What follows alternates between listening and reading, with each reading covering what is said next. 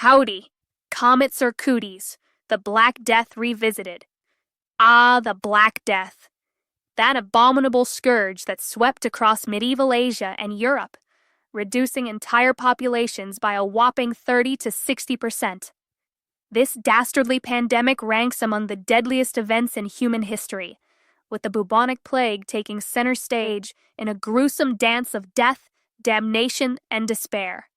Or so we've been led to believe, a narrative that stinks worse than a 14th century corpse.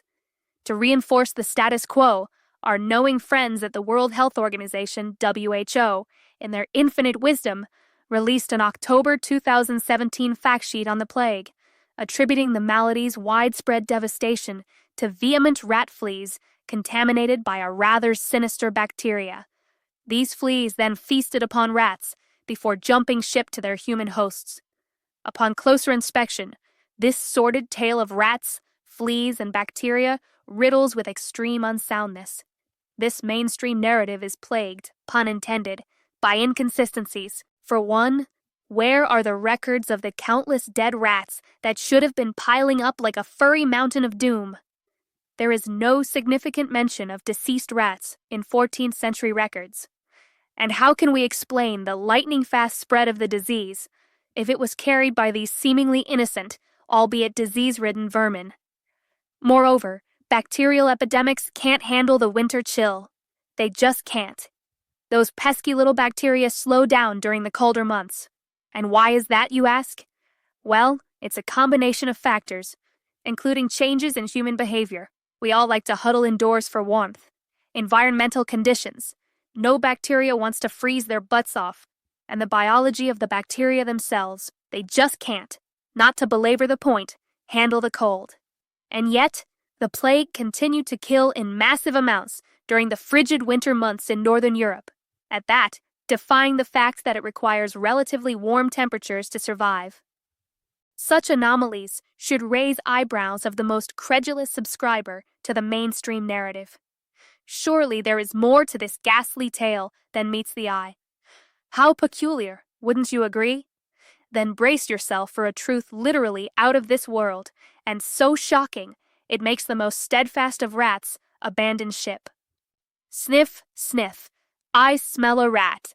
Ah, the frosty climes of frigid Iceland, a land known for its geysers, volcanoes, and utter disdain for rats. While the Black Death is said to have claimed over half of Iceland's population, the rats themselves did not arrive on its shores until the 19th century. Quite the conundrum, don't you think? Could it be that these creatures possess the ability to time travel? Or are we simply being fed a story as full of holes as a block of Swiss cheese?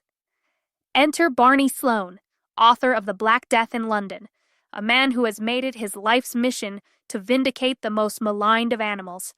As an eminent archaeologist with an affinity for the macabre, Mr. Sloane dove headfirst into the depths of the Black Death's impact on London. His conclusion? The rats were framed. The evidence just isn't there to support it, said Sloane, as he undoubtedly stroked his chin in a scholarly manner. We ought to be finding great heaps of dead rats in all the waterfront sites, but they just aren't there. And so, like a Sherlock of the rodent world, Sloane began to piece together the true tale of the Black Death. His findings suggest that this vile disease spread far more rapidly than previously thought, snaking its way through the population at a pace that would leave even the most seasoned rat out of breath. Sloane's revelations paint an invisible enemy besieging London, corpses piled like a grisly game of Tetris, rich and poor, healthy and emaciated, robust and old, neither spared nor discriminated, while the streets echoed the sounds of anguish and sorrow. A scene that shudders the most hardened of souls. But what of the rats? Well, while black rat skeletons have been found at 14th century sites, their numbers are far too few to support the notion as culprits behind this catastrophic event. In fact, the mortality rate continued to rise through the bitter winter, when fleas, the supposed carriers of the plague, could not have survived. We have been led astray by a narrative that, much like black rat skeletons, does not hold water. Time to reassess our understanding of the Black Death. The true story is far more complex, interesting, and intriguing than we ever imagined. And as for the rats, they'll always be pests, but at least no longer history's most notorious villains. The comet cometh, the Black Death, a ghastly wraith that leapt from Mongolia to Constantinople like an Olympian athlete, spreading a sinister tendril. Vivid 14th century accounts speak of earthquakes, tidal waves, rains of fire, strange colors in the sky, mists, and even dragons. Not what one expects from a simple bacterial infection.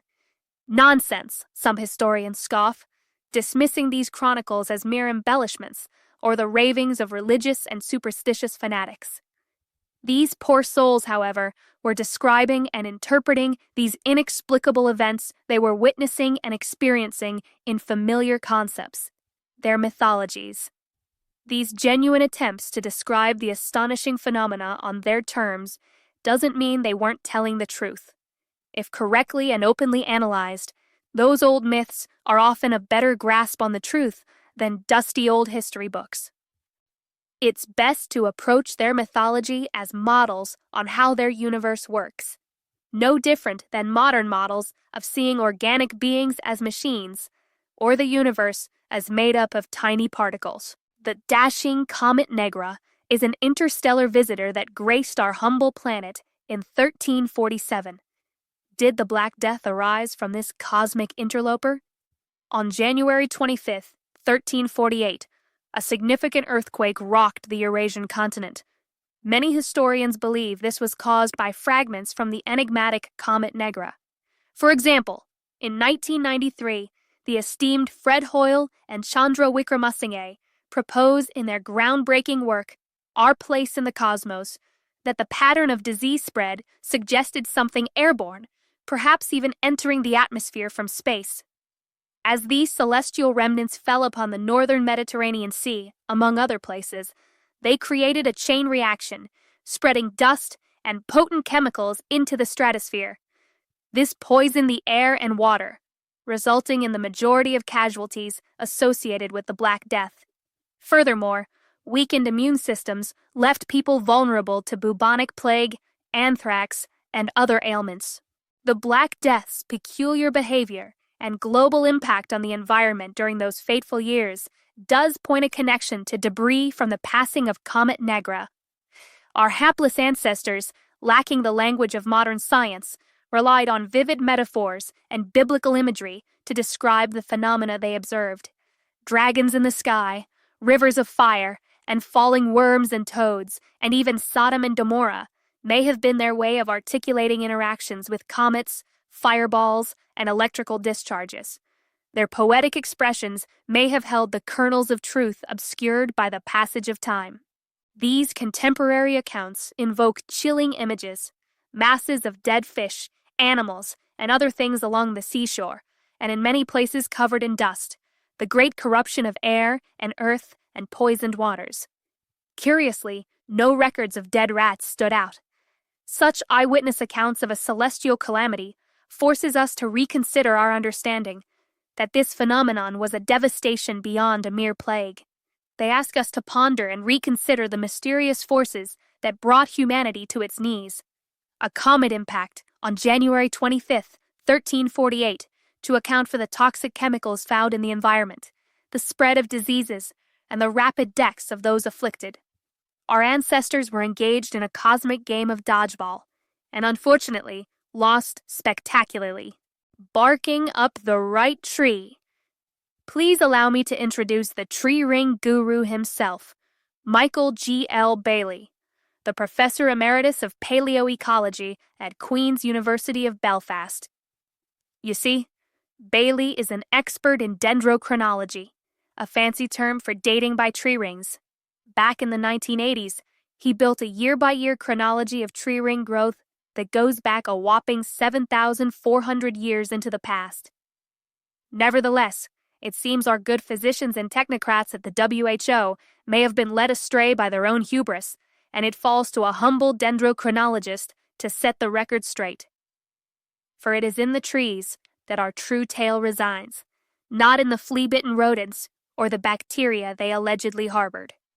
In his book, New Light on the Black Death, Professor Baillie presents a hypothesis so bold it would make even the most hardened conspiracy theorist flush.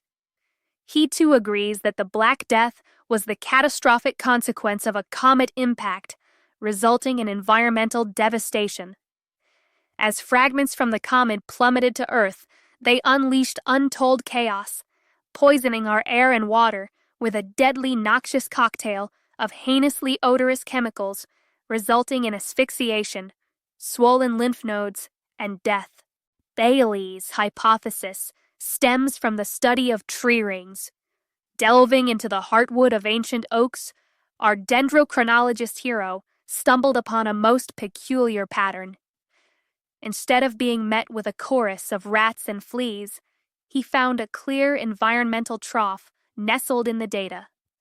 A corruption of the air and earth, he called it, leading him to the conclusion that the real villain in our story was none other than a comet, a celestial delinquent with a penchant for spreading ammonium, hydrogen sulfide, and carbon disulfide far and wide, resulting in a malodorous miasma of death. His findings support contemporary accounts of masses of dead fish, animals, and trees covered in dust. A picture of a world beset by environmental calamity. Not your typical rat-flea affair.